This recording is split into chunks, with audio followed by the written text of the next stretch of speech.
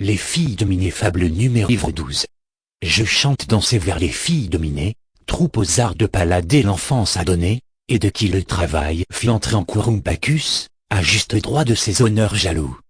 Tout Dieu veut aux humains se faire reconnaître. On ne voit point les chants répondre aux soins du maître, si dans les jours sacrés autour de ses guérets, il ne marche en triomphe à l'honneur de ses raies. La Grèce était en jeu pour le fils de Sémèle. Seul on vit 3 sœurs condamner ce saint zèle. Alcitoé l'aîné ayant pris ses fuseaux, dit aux autres, quoi donc toujours des dieux nouveaux? L'Olympe ne peut plus contenir tant de têtes, ni l'en fournir de jours, assez pour tant de fêtes. Je ne dis rien des vœux dus aux travaux divers de ce dieu qui purgea de monstres l'univers. Mais à quoi sert Bacchus, qu'à causer des querelles? Affaiblir les plus saints?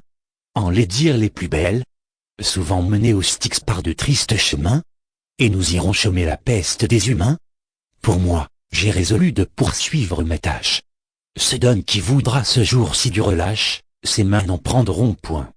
Je suis encore d'avis que nous rendions le temps moins long par des récits. Toutes 3 tour à tour racontons quelque histoire. Je pourrais retrouver sans peine en ma mémoire du monarque des dieux les divers changements. Mais comme chacun sait tous ces événements, disons ce que l'amour inspire à nos pareils, non toutefois qu'il faille en comptant ces merveilles, accoutumer nos cœurs à goûter son poison. Car, ainsi que Bacchus, il trouble la raison. Récitons-nous les mots que ces biens nous attirent. Alcitoé se tut, et ses sœurs applaudirent. Après quelques moments, haussant un peu la voix, d'Antèbe, reprit-elle, on compte qu'autrefois 2 jeunes cœurs s'aimaient d'une égale tendresse, Pyrame, c'est l'amant, eut Thisbé pour maîtresse, jamais couple ne fut si bien assorti que, l'un bien fait, l'autre belle, agréables tous deux dignes de plaire, ils s'aimèrent sans peine, d'autant plutôt épris, qu'une invincible haine divisant leurs parents, ces 2 amants unis, et concourut au trait dont l'amour se servit. Le hasard, non le choix, avait rendu voisine leur maison où régnaient ces guerres intestines. Ce fut un avantage à leur désir naissant. Le courant commença par des jeux innocents, la première étincelle eut embrasé leur âme, qu'ils ignoraient encore ce que c'était que flamme. Chacun favorisait leur transport mutuel, mais c'était à l'insu de leurs parents cruels. La défense est un charme. On dit qu'elle assaisonne les plaisirs, et surtout ceux que l'amour nous donne. D'un des logis à l'autre, elle instruisit du moins nos amants à se dire avec signe leurs soins. Ce léger réconfort ne les put satisfaire. Il fallut recourir à quelque autre mystère. Un vieux mur entrouvert séparait leur maison, le temps avait miné ses antiques cloisons. Là souvent de leur mouille déplorait la cause, les paroles passaient, mais c'était peu de chose. Se plaignant d'un tel sort, Pyrame dit un jour, « Cher Thisbé, le ciel veut qu'on cède en amour. Nous avons à nous voir une peine infinie. Fuyant de nos parents l'injuste tyrannie, j'en ai d'autres en Grèce. Ils se tiendront heureux que vous daigniez chercher un asile chez eux. Leur amitié, leur bien, leur pouvoir, tout m'invite à prendre le parti dont je vous sollicite. C'est votre seul repos qui me le fait choisir, car je n'ose parler, hélas, de mon désir. Faut-il à votre gloire en faire un sacrifice? De crainte des vains bruits faut-il que je languisse? Ordonnez, j'y consens, tout me semblera doux. Et je vous aime Thisbé, moins pour moi que pour vous. J'en pourrais dire autant, lui repartit l'amante. Votre amour étant pur, encore que véhémente, je vous suivrai partout. Notre commun repos me doit mettre au-dessus de tous les vains propos. Tant que de ma vertu je serai satisfaite, je rirai des discours d'une langue indiscrète, et m'abandonnerai sans crainte à votre ardeur, contente que je suis des soins de ma pudeur. Jugez ce que sentit Pyrame à ces paroles. Je n'en fais point ici de peinture frivole. Suppléez au peu d'art que le ciel mit en moi, vous-même peignez-vous cet amant hors de soi. Demain, dit-il, il faut sortir avant l'aurore. N'attendez point les traits que son char fait éclore. Trouvez-vous au degré du terme de Cérès? Là nous nous attendrons. Le rivage est tout près, une barque est au bord. Les rameurs, le vent même, tout pour notre départ montre une hâte extrême. Le Guran est heureux, notre sort va changer, et les dieux sont pour nous, si je sais bien juger. Thisbé consent à tout, elle en donne pour gage 2 baisers par le mur arrêté au passage, heureux mur. Tu devais servir mieux leurs désirs, ils n'obtinrent de toi qu'une ombre de plaisir. Le lendemain Thisbé sort et prévient Piram. L'impatience, hélas, maîtresse de son âme, l'a fait arriver seule et sans guide au degré. L'ombre et le jour luttaient dans les champs azurés. Une lionne vient, monstre imprimant la crainte. D'un carnage récent sa gueule est toute teinte. Thisbé fuit, et son voile emporté par les airs, source d'un sort cruel, tombe dans ses déserts.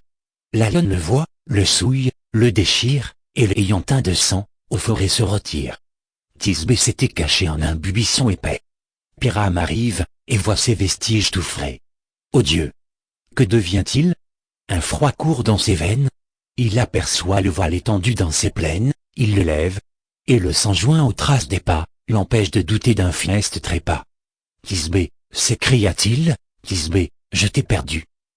Te voilà par ma faute aux enfers descendu. Je l'ai voulu. C'est moi qui suis le monstre affreux par qui tu t'en vas voir le séjour ténébreux. Attends-moi, je te vais rejoindre aux rives sombres. Mais m'oserais-je à toi présenter chez les ombres? Jouis au moins du sang que je te vais offrir, malheureux de n'avoir qu'une mort à souffrir. Il dit, et d'un poignard coupe aussitôt cette rame.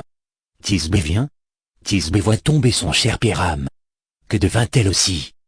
Tout lui manque à la fois. Le sens, et les esprits aussi bien que la voix. Elle revient enfin. Cloton pour l'amour d'elle laisse à Piram ouvrir sa mourante prunelle. Il ne regarde point la lumière des cieux. Sur Thisbé seulement il tourne encore les yeux. Il voudrait lui parler, sa langue est retenue.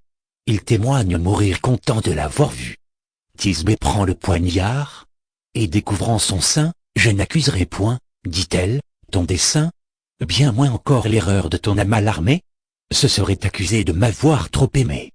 Je ne t'aime pas moins, tu vas voir que mon cœur n'a non plus que le tien mérité son malheur. Cher amant, reçois donc ce triste sacrifice. Sa main et le poignard font alors leur office, elle tombe, et tombant range ses vêtements, dernier trait de pudeur, même au dernier moment.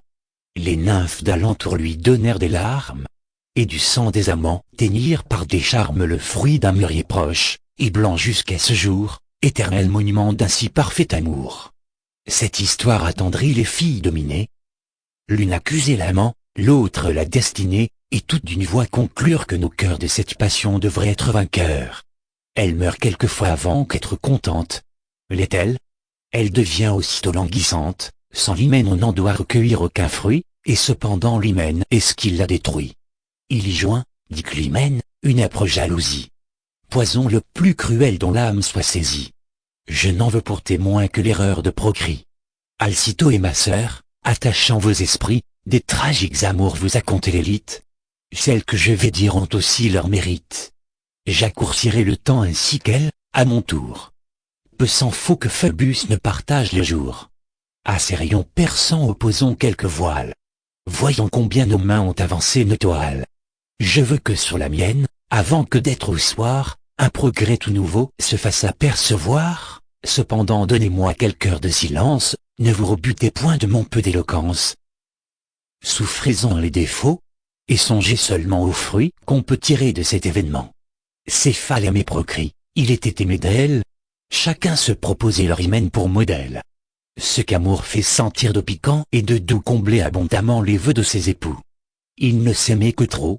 Leurs soins et leur tendresse approchaient des transports d'amants et de maîtresses. Le ciel même envia cette félicité, Céphale à combattre une divinité. Il était jeune et beau, l'aurore en fut charmée, n'étant pas assez bien, chez elle, accoutumée. Nobel cacherait un pareil sentiment, chez les divinités on en use autrement. Celle-ci déclara son amour à Céphale. Il beau lui parler de la foi conjugale. Les jeunes déités qui n'ont qu'un vieil époux, ne se soumettent point à ces lois comme nous. La déesse enleva ce héros si fidèle, de modérer ses feux il pria l'immortel. Elle le fit. L'amour devint simple amitié, retournez, dit l'aurore, avec votre moitié. Je ne troublerai plus votre ardeur ni la sienne. Recevez seulement ces marques de la mienne. C'était un javelot toujours sûr de ses coups. Un jour cette Procris qui ne vit que pour vous, fera le désespoir de votre âme charmée, et vous aurez regret de l'avoir tant aimée. Tout oracle est douteux, et porte un double sens. Celui-ci mit d'abord notre époux en suspens, j'aurai regret aux vœux que j'ai formés pour elle. Et comment? N'est-ce point qu'elle m'est infidèle? Ah, finissent mes jours plutôt que de le voir. Éprouvons toutefois ce que peut son devoir. D'image aussitôt consultant la science, d'un fin adolescent, il prend la ressemblance, s'en va trouver Procris, élève jusqu'aux cieux ses beautés, qu'il soutient être digne des dieux. Joint les pleurs aux soupirs, comme un amant sait faire, et ne peut s'éclaircir par cet art ordinaire. Il fallut recourir à ce qui porte coup, au présent. Il offrit, donna promis beaucoup, promis tant que Procris lui parut incertaine. Toute chose a son prix, voilà Céphale en peine. Il renonce aux cités, s'en va dans les forêts, compte au vent, compte au bois ses déplaisirs secrets, s'imagine en chassant dissiper son martyre. C'était pendant ces mois où le chaud qu'on respire oblige d'implorer la laine des zéphyrs. Devant, s'écriait-il, prêtez-moi des soupirs, venez, légers démons par qui nos chants fleurissent, aura, fais-les venir. Je sais qu'ils t'obéissent. Ton emploi dans ces lieux est de tout ranimer. On l'entendit, on crut qu'il venait de nommer quelque objet de ses vœux autre que son épouse. Elle en est avertie, et la voilà jalouse. Mon voisin charitable entretient ses ennuis, je ne le puis plus voir, dit-elle, que les nuits. Il aime donc cette aura, et me quitte pour elle. Nous vous plaignons. Il l'aime, et sans cesse il l'appelle. Les échos de ces lieux n'ont plus d'autres emplois que celui d'enseigner le nom d'or à nos bois. Dans tous les environs le nom d'or résonne. Profitez d'un avis qu'en passant on vous donne. L'intérêt qu'on y prend est de vous obliger. Elle en profite, hélas. Et ne fait qu'y songer. Les amants sont toujours de légères croyances. S'ils pouvaient conserver un rayon de prudence, je demande un grand point, la prudence en amour, ils seraient au rapport insensible et sourd. Notre épouse ne fut l'une ni l'autre chose, elle se lève un jour, et lorsque tout repose, que de l'aube un frais la charmante douceur force tout au sommeil, hormis quelques chasseurs, elle cherche Céphale, un bois l'offre à sa vue. Il invoquait déjà cette heure prétendue. Viens me voir, disait-il, chère déesse accourt, je n'en puis plus, je meurs, fais que par ton secours la peine que je sens se trouve soulagée. L'épouse se prétend par ces mots outragés, elle croit y trouver, non le sens qu'il cachait, mais celui seulement que ses soupçons cherchaient. Ô triste jalousie, ô passion amère, fille d'un fol amour, que l'erreur a pour mère. Ce qu'on voit par tes yeux cause assez d'embarras, sans voir encore par eux ce que l'on ne voit pas. Procris s'était caché en la même retraite. Qu'un fan de biche avait pour demeure secrète, il en sort, et le bruit trompe aussitôt l'époux. Céphale prend le dard toujours sûr de ses coups, le lance en cet endroit, et perce sa jalouse. Malheureux assassin d'une si chère épouse. Un cri lui fait d'abord soupçonner quelque erreur. Il accourt, voit sa faute, et tout plein de fureur, du même javelot il veut sauter la vie. L'aurore et les destins arrêtent cette envie. Cet office lui fut plus cruel qu'indulgent. L'infortuné mari sans cesse s'affligeant, eût accru par ses pleurs le nombre des fontaines. Si la déesse enfin, pour terminer ses peines, n'est obtenue du sort que l'on trancha ses jours, triste fin d'un hymen bien divers en son cours. Fuyons ce nœud, mes sœurs, je ne puis trop le dire.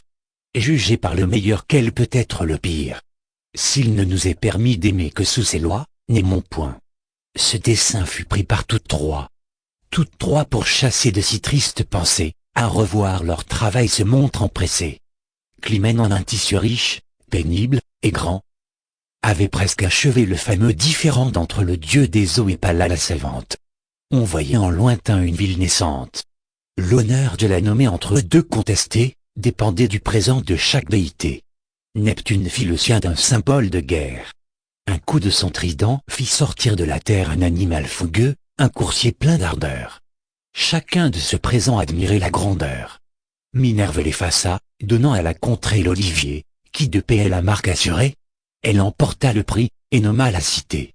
Athènes offrit ses vœux à cette déité. Pour les lui présenter on choisit sans pucelle, toute sa chambre brodée, aussi sage que belle. Les premières portaient force présents divers. Tout le reste entourait la déesse aux yeux pairs.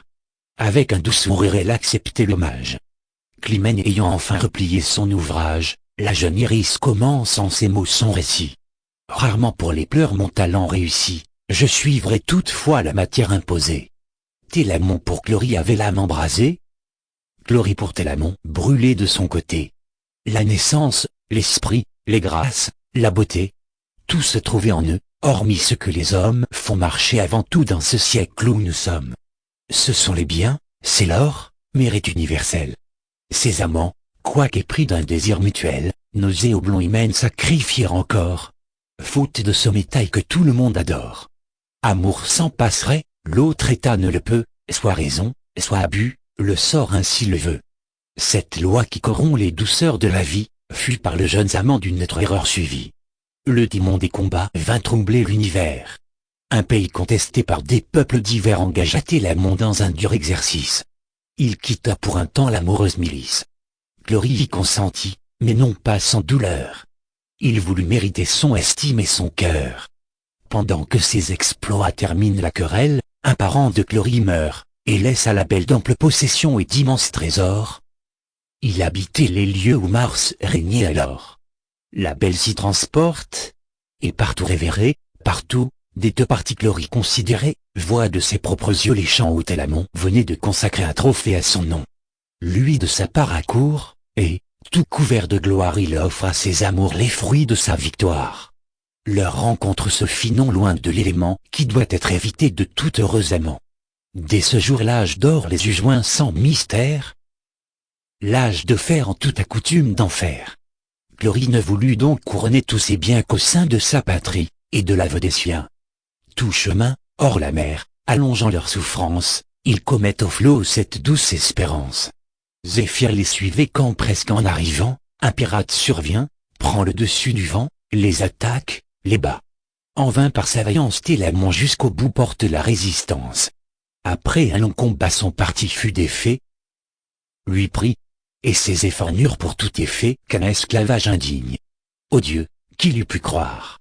Le sort sans respecte ni son sang ni sa gloire, ni son bonheur prochain, ni les vœux de Chloris, le fiêtre força aussitôt qu'il fut pris.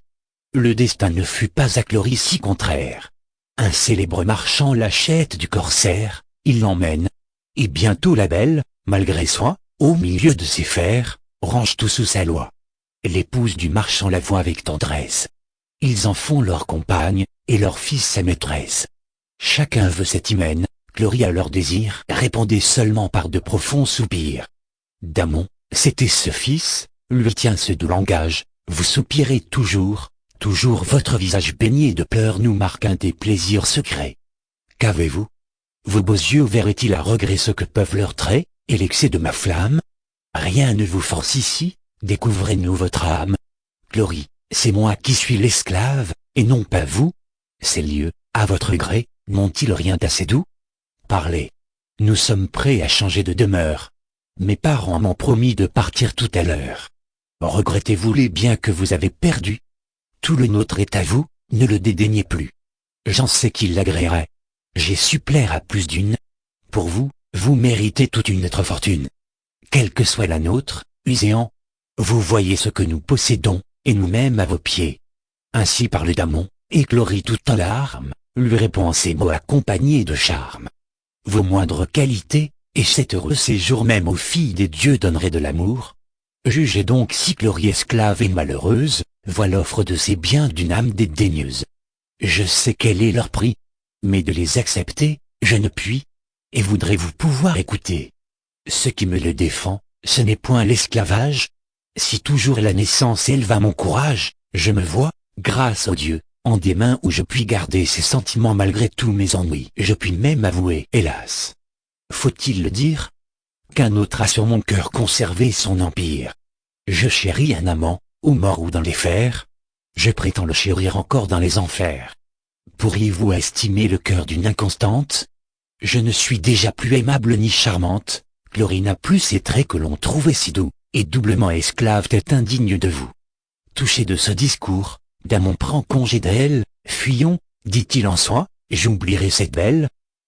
Tout passe, et même un jour ces larmes passeront, voyons ce que l'absence et le temps produiront.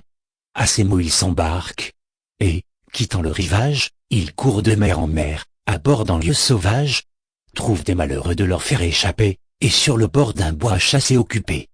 Télamon, de ce nombre, avait brisé sa chaîne. Au regard de Damon il se présente à peine, que son air, sa fierté, son esprit, tout enfin fait qu'à l'abord Damon admire son destin. puis le plaint, puis l'emmène, et puis lui dit sa flamme. D'une esclave, dit-il, je n'ai pu toucher l'âme, elle chérit un mort. Un mort. Ce qui n'est plus l'emporte dans son cœur. Mes vœux sont superflus. Là-dessus de Clory il lui fait la peinture. Télamon dans son âme admire l'aventure, dissimule, et se laisse emmener au séjour où Clory lui conserve un si parfait amour. Comme il voulait cacher avec soin sa fortune, nulle peine pour lui n'était vile et commune. On apprend leur retour et leur débarquement. Clory se présentant à l'un et l'autre amant, reconnaît Télamon sous un fait qui l'accable. Ses chagrins le rendaient pourtant méconnaissable. Un œil indif à le voir utéré, tant la peine et l'amour l'avaient défiguré. Le fardeau qu'il portait ne fut qu'un vain obstacle. Clory le reconnaît, et tombe à ce spectacle. Elle perd tous ses sens et de honte et d'amour. Télamon d'autre part tombe, presque à son tour. On demande à Clory la cause de sa peine. Elle l'a dit, ce fut sans s'attirer de haine. Son récit ingénieux redoubla la pitié dans des cœurs prévenus d'une juste amitié. Damon dit que son zèle avait changé de face. On le crut. Cependant, quoi qu'on dise et qu'on fasse, d'un triomphe si doux l'honneur et le plaisir ne se perd qu'en laissant des restes de désir. On crut pourtant Damon. Il restreignit son zèle à sceller de l'hymen une union si belle, et par un sentiment à qui rien n'est égal, elle pria ses parents de doter son rival. Il l'obtint, renonçant dès lors à l'hyménée. Le soir étant venu de l'heureuse journée, les noces se faisaient à l'ombre d'un ormeau, l'enfant d'un voisin vit s'y percher un corbeau, il fait partir de l'arc une flèche maudite, perce les deux époux d'une atteinte subite. Clory mourut du coup, non sans que son amant attirât ses regards en ce dernier moment. Il s'écrie en voyant finir ses destinées. Oh, la part qu'a tranché le cours de ces années? Dieu, qui l'avait voulu, ne suffisait-il pas que la haine du sort avançât mon trépas? En achevant ces mots il acheva de vivre. Son amour, non le coup, l'obligea de la suivre. Blessé légèrement il passa chez les morts. Le Styx vit nos époux accourir sur ses bords. Même accident finit leur précieuse trame. Même tombe leur corps, même séjour leurs âmes. Quelques-uns ont écrit, mais ce fait est peu sûr, que chacun d'eux devint statue et marbre dur. Le couple infortuné face à face repose, je ne garantis point cette métamorphose. On en doute.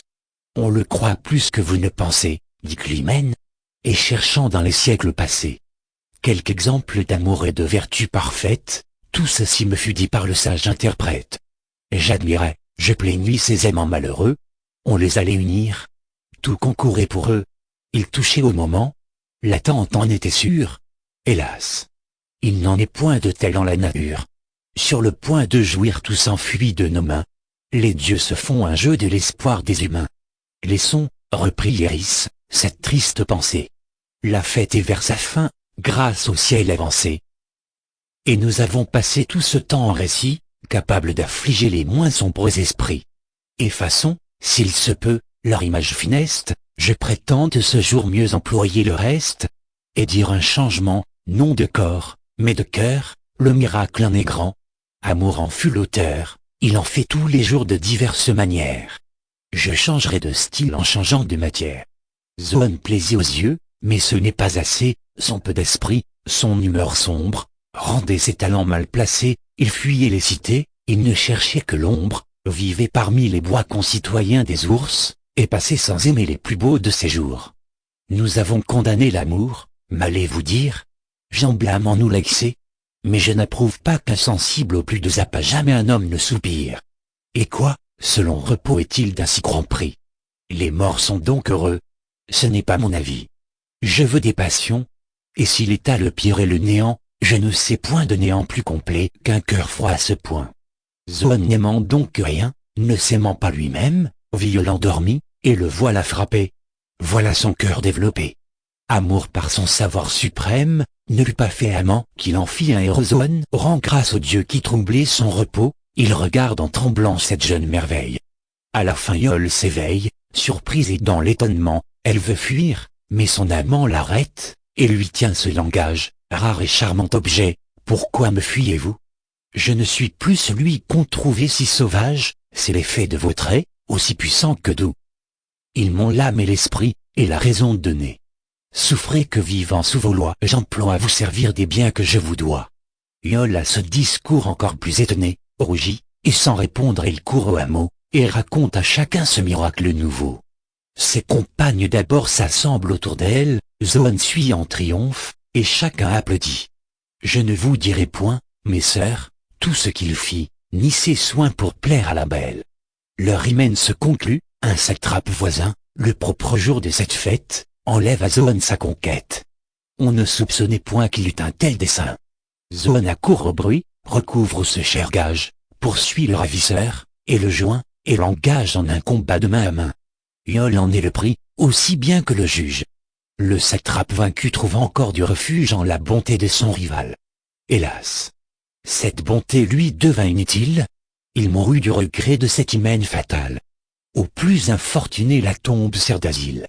Il prit pour héritière, en finissant ses jours, Iol, qui mourut là de pleurs son mausolée. Que sert-il d'être plein quand l'âme est envolée? Ce satrape eût mieux fait d'oublier ses amours.